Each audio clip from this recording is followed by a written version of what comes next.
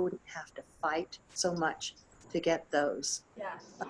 And Debra, for anyone watching who might not know what a reasonable accommodation is, could you maybe just briefly define what that means to you or what it's meant to your life?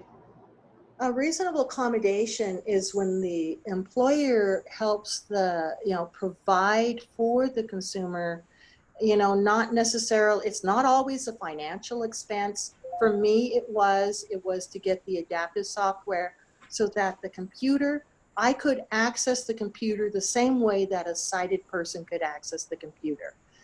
For somebody in a wheelchair, maybe working at a service counter, it might mean lowering the counter. I know at Kaiser, they have one section of their intake counters, their check-in counters. They've got one section that's actually lower so that a person in a wheelchair can actually be at that counter. And, so it can be that, it could be adapting, it could be making sure that the bathroom doors are wider, accommodations. And sometimes an accommodation could be allowing, extra breaks, things like that. But basically it's so that a person with a disability can work at a job and be able to do as good a job as somebody without a disability. And the accommodation is to kind of level the playing field, make things equal between the person with the disability and a person without. Oh gosh, you're so good. And that's something that's afforded to you because of the ADA, right? Correct. Yes, that is because of the ADA. Oh yeah, I was going to share a story with you. You wanted to know about service animals. Yes, I was going to say, in another area that the ADA has really impacted your life is the service animal realm, right? It is, absolutely. And that is another time when I really, that was the real step up for learning about ADA. I went to New York to Guide Dog Foundation, where I was paired with my loving guide dog, Mr. T, who is now nearing retirement. He goes with me everywhere, and he is allowed to go with me everywhere. Everywhere where the public is allowed to go, he is allowed to go. Whether the public people understand that or not, a couple of incidents. We were in Colorado Springs at their Botanic Gardens, and while I was there, one of the employees there looked at me and said, "Oh, you're not allowed to have a dog in here." And I said, "He is a service dog." And she turns to me, she says, "It doesn't matter. The rules are the rules." That was my very first experience with somebody disregarding the ADA. I was later at a museum with him, and one of the employees there started to tell me that I wasn't allowed to have the dog. But then she looked down and she saw the harness on the dog. She says, "Oh, but this is a service dog, so you are allowed to have him." I'm sorry, she backed off. She was really good about that. Wow. But the one story that I really wanted to share, this is where the public really needs to learn more about ADA and what is allowed and what is not allowed. And this story also explains some of the issues with misrepresentation. I went to McDonald's with I had my grandchildren. It was like a big harvest festival day. We walked into McDonald's, and as I was, walking near the counter, this gentleman, I think you can call him a gentleman, I'm not sure if that's the right term for him, turned to me and yelled obscenities at me, said, "What the," in his words, "is that dog doing in here?" And I said, "He is a service dog." And this guy is saying, "Well, where are his papers?" Like he needs some sort of special papers. Keep in mind, this is a guide dog. This has a special harness on, and this man is yelling at me. And he used language that I'm not going to use. Sure. And, you know, and so I told him, I says, look, you can ask the manager of the store. I went up to the counter and I said, I want to talk to the manager. I said, this man is telling me I can't have my dog in here. This is a service dog.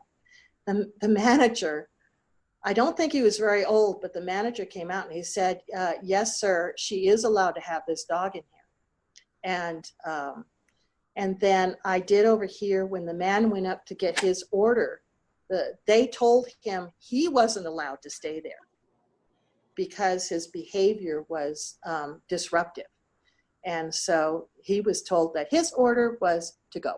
Cool. And I'm sure you have so many stories, unfortunately, of being discriminated against, or people trying to tell you where you can and cannot have your animal.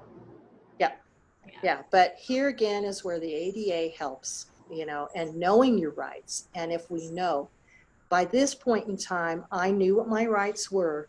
And even though I was pretty shaken up at this event, we did get our meal for free that day. I'm very appreciative to that manager. It wasn't necessary for them to do that for us. But the thing is to be able to know and understand that your rights are to have that dog in a place of public accommodation. And, you know, so you just go to the manager and you have them speak for you. And if the manager doesn't know, then you have to help educate them as well. And sometimes it might mean choosing your battle, stepping out, going someplace else to eat, and then, you know, taking whatever action you feel is appropriate from there. Yes. Maybe after listening to you, Cheryl, maybe I need to have you write up like Debra's top 5 tips for service animals. Because gosh, you have a plethora. Well, I just have one more question for you, and then I'll let you go. I really appreciate you taking the time to talk. But what do you hope for? You know, the ADA has come so long in 30 years, but what do you hope for the next 30 years? So if we're sitting here 30 years from now talking, what do you hope, where do you hope the ADA has gone or improved? I guess one of my biggest wishes, and it's really hard, I don't know how it will happen, but somehow that people with disabilities not have to defend themselves with the, you know, using the ADA. But, you know, I don't even know how to put that, but to not have to defend yourself, to not have to say, you know, this is a service dog, he's allowed, or to not say, I am a person with a disability, I do deserve to receive the services which your company, organization, business provides. Yes. You know, so because people out there are not getting services because they have disabilities. Yes. I think that's a perfect way to put it. Well, Debra, you are such a good self-advocate, and I'm lucky enough to get to work with you and see what a good advocate you are for the consumers. And it's great to talk with you about kind of how the ADA has helped all of that come about in your life and given you access. Anything else you want to share? Anything I left out? I don't think so. I just very much appreciate, I want to say I appreciate Atlantis. I appreciate other organizations and people who are understanding. You know, in a way, I wish that we didn't have to have anything like the ADA. I wish people just automatically knew that people are people, yes, regardless whether they have a disability or not, regardless of who they are. But we're all the same. We're all part of the human race. Hear, hear. We'll leave it on that note. Awesome. Well, Debra, thank you so much for your time. I hope you have a great weekend. I think it's your last day of work today. So it is my last day of work today. Yep. Enjoy your weekend, and we'll talk soon. All right. Well, I'll get some pictures to you. Okay. Yes, please do. Thanks, Debra. All right. Bye-bye. Bye-bye.